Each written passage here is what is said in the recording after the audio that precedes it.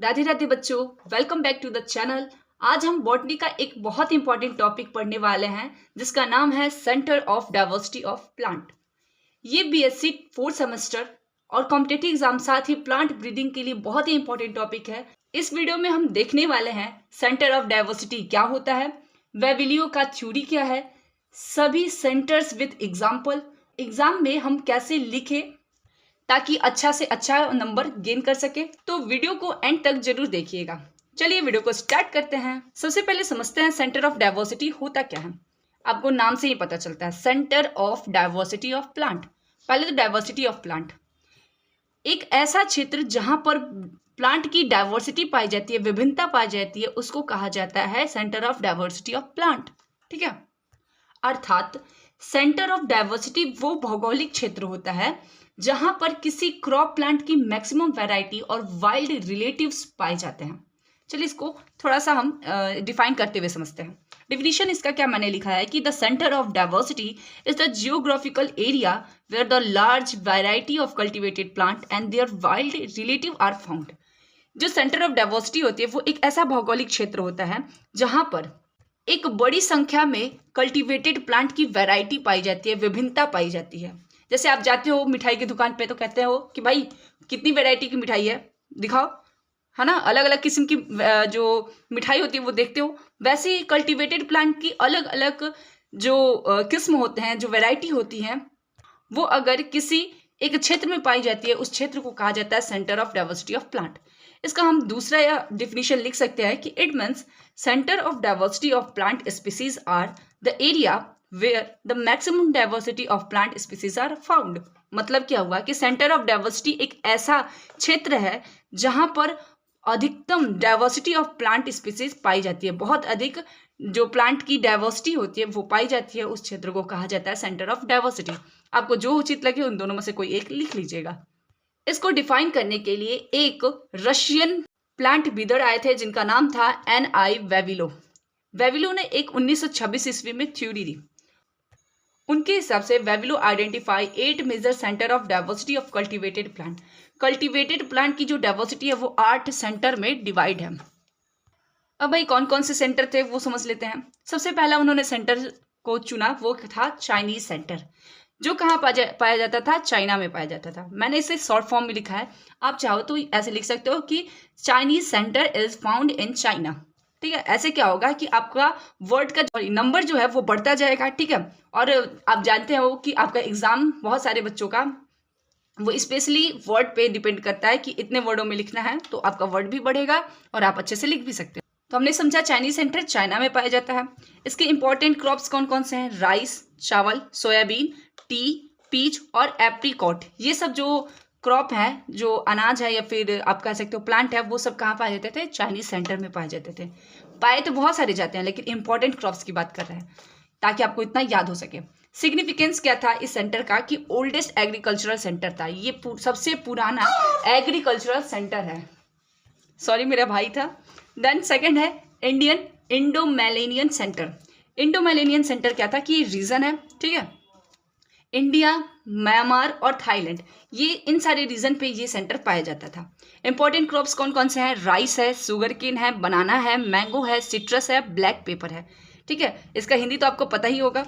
Black pepper को कहा जाता है काली मिर्च। ठीक है, सिट्रस है नींबू उबू। ठीक, स्पेशल फीचर्स की बात की जाए कि very high diversity of tropical crops. जो हमारे इंडिया है वहां पर बहुत ज़्यादा ट्रॉपिकल क्रॉप्स की डाइवर्सिटी पाई जाती है। ठीक, सेंट्रल एसिटिक सेंटर, ये कहाँ कहाँ पाया जाता है भाई ये सेंटर, तो अफगानिस्तान, तुर्किस्तान, ये सब क्या है, ये क्षेत्र क्या होता है, सेंट्रल एसिटिक सेंटर के अंतर्गत आता है। इसके जो इंपॉर्टेंट क्रॉप्स हैं वो है वीट, गेहूं, बार्ली, बाजरा, ओनियन, प्याज, कैरोट, गाजर, ये सब क्या है, इसके इंपॉर्टेंट क्रॉप्स हैं। और फीचर क्या है, मैनी ड्राउट रेसिस्टेंट वेराइटीज यहाँ पे पाई जाती थी। मैंने बहुत इजी वे में लिखा है ताकि आपको आसानी से याद हो जाए। ठीक है, मैं बताऊंगी कितना आप लिखिएगा। अगला चौथा हमारा जो सेंटर है वो है नियर ईस्टर्न सेंटर, EASTERN। ठीक है, क्लियर नहीं हो रहा हो तो आप समझ लीजिए। ये रीजन क्या है, ईरान, इराक और तुर्की, ये जो तीनों क्षेत्र हैं वो नियर ईस्टर्न सेंटर के अंतर्गत आते हैं। इंपॉर्टेंट क्रॉप क्या है, वीट, गेहूं, बार्ले, बाजरा, राई, पी और लेंटिल। लेंटिल मतलब दूध शायद हो सकता है। जो ये सब क्या है, इंपॉर्टेंट क्रॉप्स हैं। सिग्निफिकेंस क्या है कि ओरिजिन ऑफ मेजर सीरियल्स, अधिकतर जो सीरियल्स जो अनाज होते हैं वो यहीं से ओरिजिनेट हुए हैं, मतलब यहीं से उगे हैं, सबसे पहले उत्पत्ति उनकी वहीं से हुई है। अगला 5वां है हमारा मेडिटेरियन सेंटर। मेडिटेरियन सेंटर का जो रीजन है वो है मेडिटेरियन बेसिन। ठीक, इंपॉर्टेंट क्रॉप्स की मैं बात करूँ तो ऑलिव, कैबेज जो आपका गोभी होता है, बीट, चुकंदर और लेट्यूस। ठीक है, फीचर की बात की जाए तो वेजिटेबल क्रॉप डाइवर्सिटी यहाँ पर ज़्यादा पाई जाती है। सब्जियों में बहुत सारी डाइवर्सिटी पाई जाती है, अलग अलग किस्म की सब्जियां पाई जाती हैं। एबेसिनियन, जिसको हम लोग एथियोपियन सेंटर भी कहते हैं। ठीक है, एथियोपियन सेंटर कहाँ पाया जाता है? एथियोपिया में। एथियोपिया क्या है? इसका रीजन है, क्षेत्र है। इंपॉर्टेंट क्रॉप्स की बात की जाए तो कॉफी, सरगम और टेफ। सरगम पता नहीं क्या होता है, लेकिन बहुत अच्छा लग रहा है नाम सुनकर। तो ये जो सरगम है और टेफ और कॉफी, ये सब क्या है? इंपॉर्टेंट क्रॉप्स है किसका? एबिशियन का। उसके बाद बात करते हैं फीचर्स की, तो यूनिक एंडेमिक जो जितने भी क्रॉप्स होते हैं वो सब कहाँ पाया जाता है? हमारे एथियोपियन सेंटर में।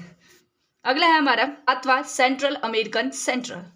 जो सेंट्रल अमेरिका, जो अमेरिका के सेंट्रल में जो रीजन पाया जाता है, जैसे कि मैक्सिको है, ग्वाटेमाला, और इसके इंपॉर्टेंट जो क्रॉप्स हैं वो है मैज, मक्का, कॉटन, चिली, मिर्च, पंपकिन, कद्दू। ये सब क्या है? यहाँ की बहुत ही महत्वपूर्ण अनाज है।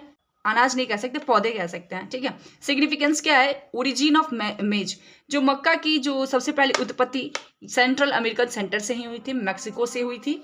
ठीक, उसके बाद बात करते हैं साउथ अमेरिकन सेंटर, जिसका रीजन है पेरू, बोलीविया और इक्वेडर। ठीक है, इंपॉर्टेंट क्रॉप्स की बात की जाए तो पोटैटो, टोबैको और ग्राउंडनट। ग्राउंडनट को आप मूंगफली कहते हैं। ठीक है, पोटैटो, टोमेटो और टोबैको तो कौन नहीं जानता।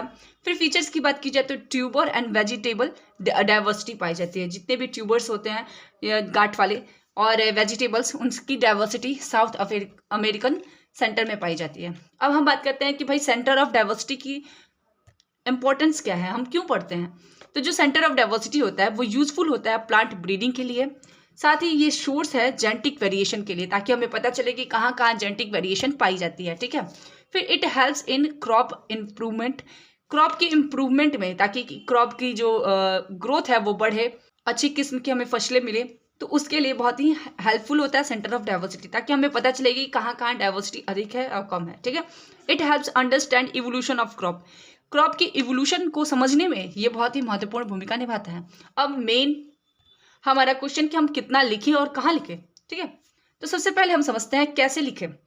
तो अगर 5 नंबर में आपका क्वेश्चन आता है तो आपको क्या लिखना है? डिफिनीशन लिखना है, मैंने जो स्टार्टिंग में बताया। उसके साथ साथ वेविलियो कौन है थोड़ा सा बता देना है, कब उन्होंने इस्टेब्लिश किया था, ये जो प्रपोजल उन्होंने दिया, और उसके 4-5 सेंटर विद एग्जाम्पल आप लिख सकते हो। विद एग्जाम्पल मतलब रीजन बता दोगे, उसके साथ इंपॉर्टेंट क्रॉप्स बता दोगे।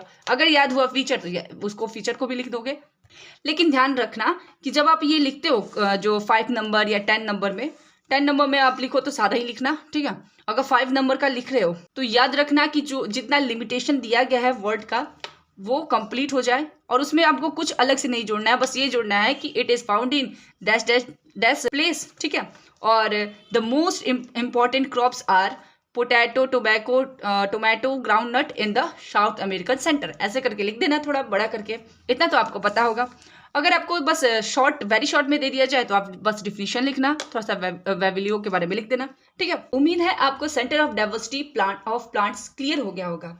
अगर वीडियो हेल्पफुल लगा हो तो लाइक करिए, और ऐसे ही बॉटनी के लेक्चर के लिए चैनल को सब्सक्राइब करिए। Thank you, see you in the next video.